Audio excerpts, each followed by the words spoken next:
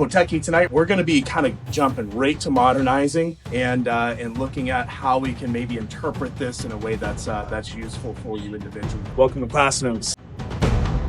One of the things that I think makes Hoteki really useful, one of the neat tricks it teaches you is it teaches you how to rotate and take space with the forward side. One of my favorite little fighting techniques that I picked up just over time from a friend of mine who was an amateur fighter was he would do this from an overhooked position. And he was dealing with guys that were pretty strong and big. He'd have this overhook, and if they were like shooting for a leg with this arm, like if Mr. Pratt's left arm was reaching down for like a hip or leg, and it was somewhat straight, my friend had a technique where he actually dislocated his opponent's shoulder in a fight, where he literally stepped through and it was just this drive down right through the shoulder. But it's a very similar idea, and I really liked it. And I've used it a lot in sparring. It actually worked really well. One of the key takeaways to me, if you're looking at Hoteki and saying, again, how do I modify this? And we learn to sort of project through with the body and catch through on the other side. The odds of me kind of in a real fight going, but bam, bam, bam, really in a modern fight aren't really there as much. Things are faster. Things are faster than that. But if I know to kind of get a hold of something and get that side forward, oh, I have the makings of something that could work really well for me. You might have people who will grab you and kind of rabbit punch you. They'll kind of boom, sort of hang back and they'll just hit you like that. Trying to hit the arm like that can be a little hard. If he just goes to kind of rabbit punch me and I'm just kind of here, cool, I caught his bicep, but I don't like how narrow that timing window was. We're going to hit them in the face. So we'll start off by just introducing one of the ken shito, this little sideways kind of cupping water strike right here. This could also be a finger jab or shako ken into these eyes. But ultimately, I want to get him turned a little bit away from the shoulder, and I want to try to keep this shoulder maybe still a little ways away from me. So as I hit, boom, I'm going to turn. And I'm going to slide this right in front of me. From here, instead of going vertical and in front of my partner, I'm going to keep this kind of lateral. This is how we start working on something called Gyaku Nage. So instead of kind of pushing on the shoulder and elbow now, I'm going to let my arm go past. I'm going to slide this through. I'm applying some pressure here on the wrist. Imagine we have a little bit of a break in here. This is not a throw, it's a break. We do it as a throw. I'm going to step through my partner and I'm going to turn. I'm going to open this way.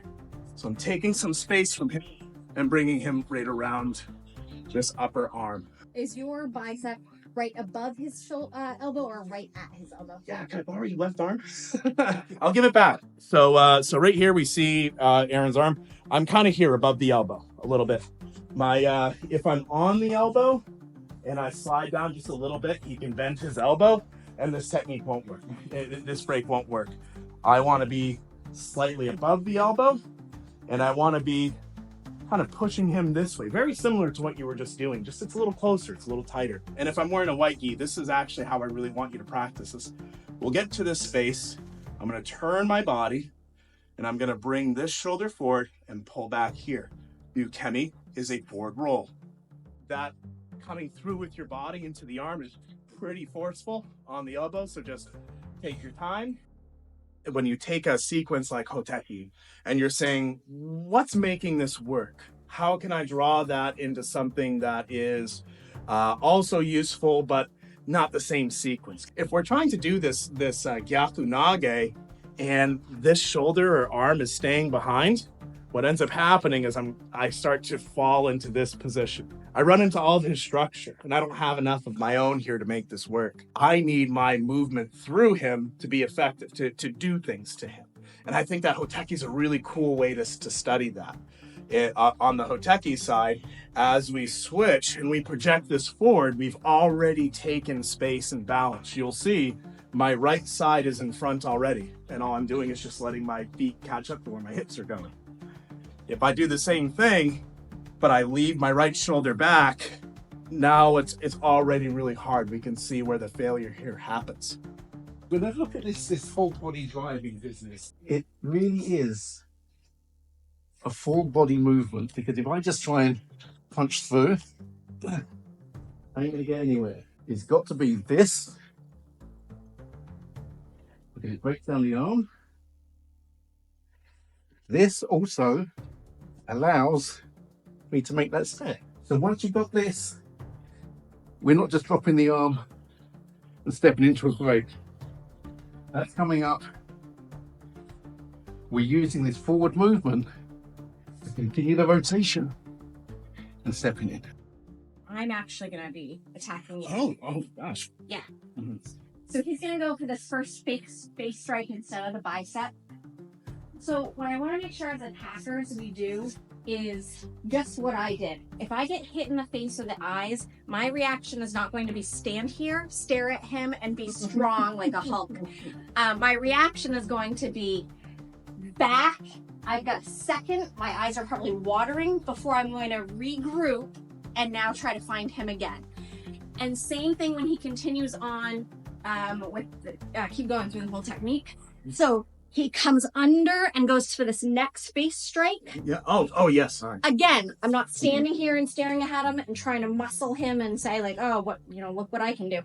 I'm responding, again, reactive, and it makes this whole technique work better for the Tori, for the person doing the technique, and it makes it realistic. It doesn't, I don't want to be firm rooted like what he didn't affect me, because it does affect me unless you're Superman. Mm-hmm. Thank you. That's just a little added thing when you're going through these techniques to think about. If you're the one getting hit in the face, to give a reaction, an honest reaction.